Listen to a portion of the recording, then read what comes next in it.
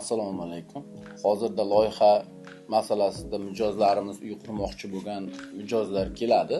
Loyiha haqida emas, avvalambor narx haqida qiziqadi. Bu muhim narx. Loyiha qildirsangiz nima yutasiz?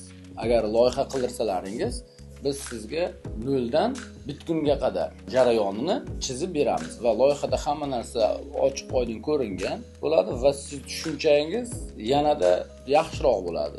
Bu qanday?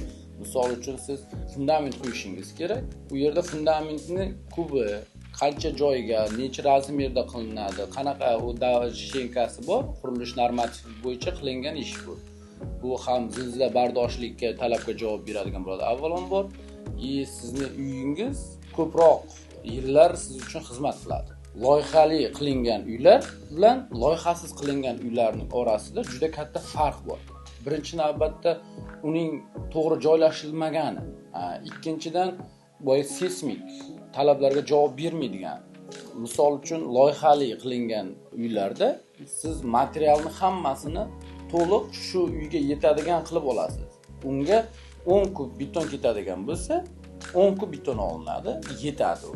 Bu chunki biz loyiha tomonidan hisoblab chiqilgan aniq raqamlar ostida. Loyihasiz qilingan obyektlarda siz tavakkalga olib kelasiz.